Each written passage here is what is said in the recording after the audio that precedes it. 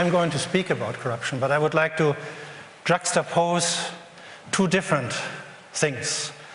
One is the large global economy, the large globalized economy. And the other one is a small and very limited capacity of our traditional governments and their international institutions to govern, to shape this economy. Because it is this asymmetry which creates basically failing governance. Failing governance in many areas, in the area of corruption, in the area of destruction of the environment, in the area of exploitation of women and children, in the area of climate change, in all the areas in which we really need a capacity to reintroduce the primacy of politics into the economy which is operating in a worldwide arena. And I think corruption and the fight against corruption and the impact of corruption is probably one of the most interesting ways to illustrate what I mean with this failure of governance. Let me talk about my own experience. I used to work as the director of the World Bank office in Nairobi for East Africa. At that time, I noticed that corruption, that grand corruption, that systematic corruption was undermining everything we were trying to do.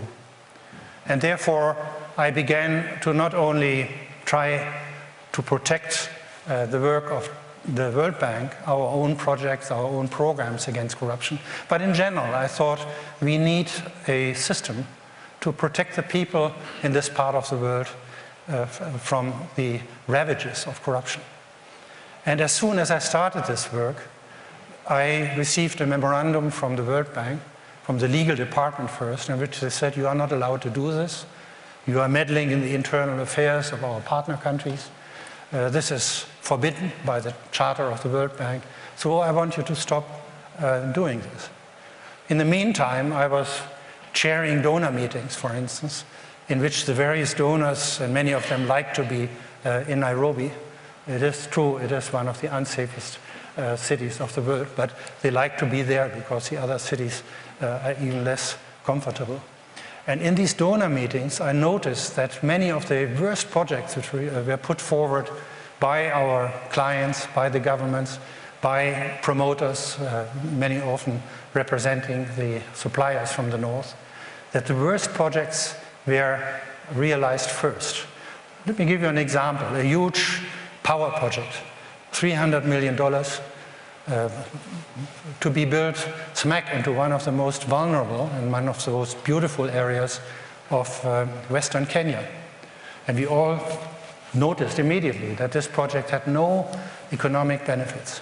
It had no clients, nobody would buy the electricity there, nobody was interested in irrigation projects. To the contrary, we knew that this project would destroy the environment, it would destroy riparian forests, which were the basis for the survival of nomadic groups, the Samburu and the Turkana in this area. So everybody knew this is not a useless project, this is an absolutely damaging, a terrible project, not to speak about the future indebtedness of the country for these hundreds of millions of dollars, and the siphoning off of the scarce resources of the economy from much more important activities like schools, like hospitals, and so on. And yet, we all rejected this project. None of the donors was willing to have their name connected with it, and it was the first project to be implemented. The good projects, which we as donor community would take under our wings, they took years. We had to do many studies, and very often they didn't succeed. But these bad projects, which were absolutely damaging for the economy, for many generations, for the environment, for thousands of families who had to be resettled, they were suddenly put together by consortia of banks, of supplier agencies, of insurance agencies like in Germany, Hermes and so on. And they came back very, very quickly, driven by an unholy alliance between the powerful elites in the countries there and the suppliers from the north. Now, these suppliers were our big companies. They were the actors of this global market, which I mentioned in the beginning. They were the Siemenses of this world, coming from France, from the UK, from Japan, from Canada, from Germany. And they were systematically driven by systematic large-scale corruption. I mean, we are not talking about $50,000 here or $100,000 there or $1 million there. No, we are talking about $10 million, $20 million on the Swiss bank accounts, on the bank accounts of Liechtenstein, of the presidents, the ministers, the high officials in the parastatal sectors. This was a reality which I saw, and not only one project like that. I saw, I would say, over the years I worked in Africa, I saw hundreds of projects like this. And so I became convinced that it is this systematic corruption which is perverting economic policy making in these countries, which is the main reason for the misery, for the poverty, for the conflicts, for the violence, for the desperation in many of these countries. I mean, that we have today more than 1 billion people below the absolute poverty line, that we have more than 1 billion people without proper drinking water in the world, twice that number, more than 2 billion people without sanitation and so on, and the consequent illnesses of mothers and children. Still child mortality of more than 10 million people every year, children dying before they are 5 years old. The cause of this is to a large extent grand corruption.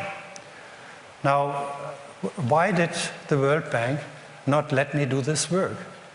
I found out afterwards, after I left under a big fight, the World Bank, the reason was that the members of the World Bank thought that foreign bribery was okay, including Germany. In Germany, foreign bribery was allowed. It was even tax deductible. No wonder that most of the most important international operators in Germany, but also in France, in UK, in Scandinavia, everywhere, systematically bribed. Not all of them, but most of them. And this is the phenomenon which I call failing governance. Because when I then came to Germany and started this little NGO here in Berlin at the Villa Borsig, we were told, you cannot stop our German exporters from bribing because we will lose our contracts. We will lose to the French, we lose to the Swedes, we lose to the Japanese. And therefore, there was indeed a prisoner's dilemma, which made it very difficult for an individual company, an individual exporting country, to say, we are not going to continue this deadly, disastrous habit of large companies to bribe. So this is what I mean with a failing governance structure, because even the powerful government which we have in Germany comparatively was not able to say, we will not allow our companies to bribe abroad. They needed help. And the large companies themselves had this dilemma. Many of them didn't want to bribe. Many of the German companies, for instance, believe that they are really producing a high-quality product at a good price, so they are very competitive. They are not as good in bribing as many of their international competitors are. But they were not allowed to show their strengths because the world was eaten up by grand corruption. And this is why I'm telling you this. Civil society rose to the occasion. We had this small NGO, Transparency International. We began to think of an escape route from this prisoner's dilemma.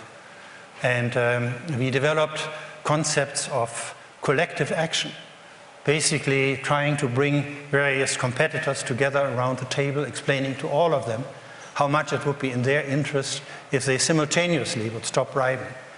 And to make a long story short, we managed to eventually get Germany to sign, together with the other OECD countries and a few other exporters, in 1997, a convention under the auspices of the OECD, which obliged everybody to change their laws and criminalize foreign bribery.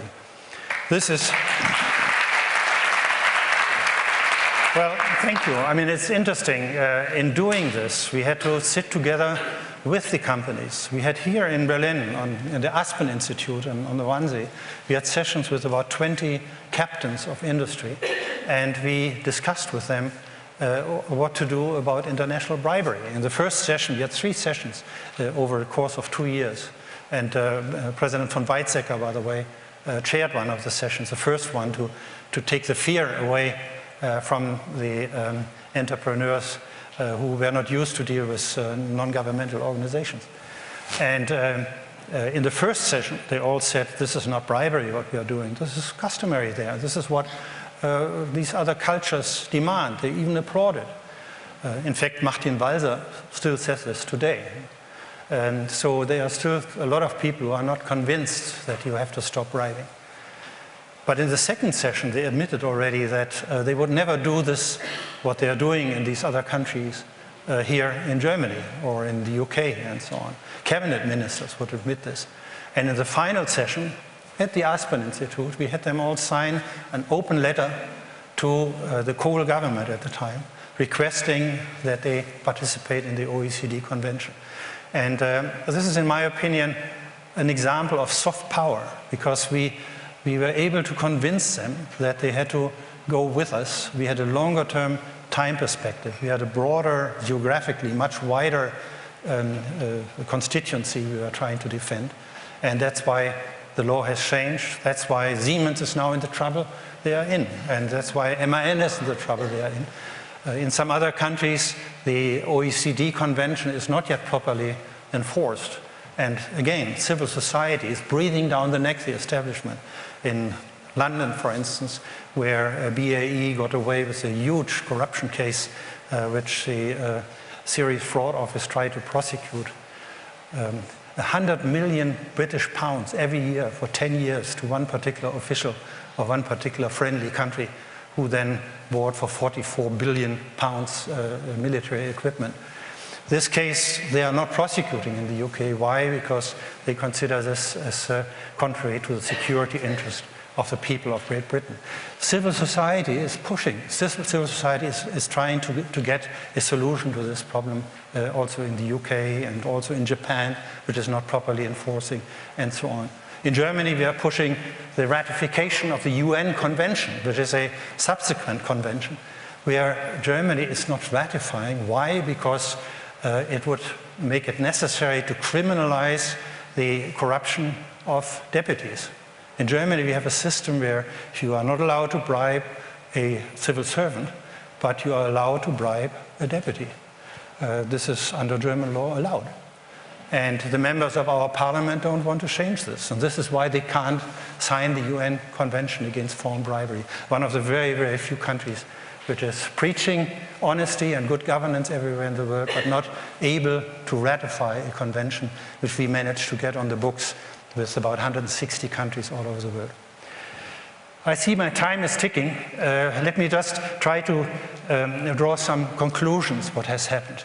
I mean, I believe that what we managed to achieve in fighting corruption, one can also achieve in other areas of failing governance. By now, the United Nations is totally on our side. The World Bank has turned from Saulus to Paulus. Under Wolfenson, they became, I would say, the strongest anti-corruption agency of the world. Most of the large companies are now totally convinced that they have to put in place very strong codices against bribery and so on. And this is possible because civil society joined the companies and joined the government in the analysis of the problem, in the development of remedies, in the implementation of reforms, and then later in the monitoring of reforms.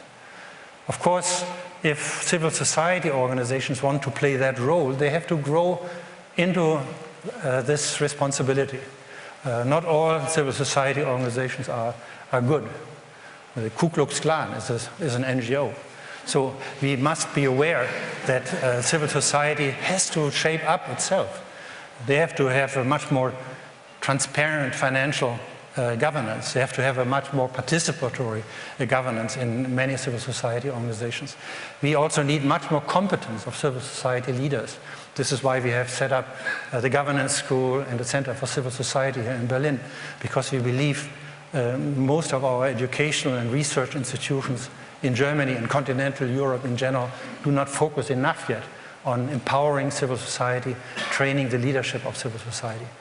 But what I'm saying from my very practical experience, if civil society does it right and joins the other actors, in particular governments and their international institutions, but also large international actors, particularly those which have committed themselves to corporate social responsibility, then in this magical triangle between civil society, government, and private sector, there is a tremendous chance for all of us to create a better world.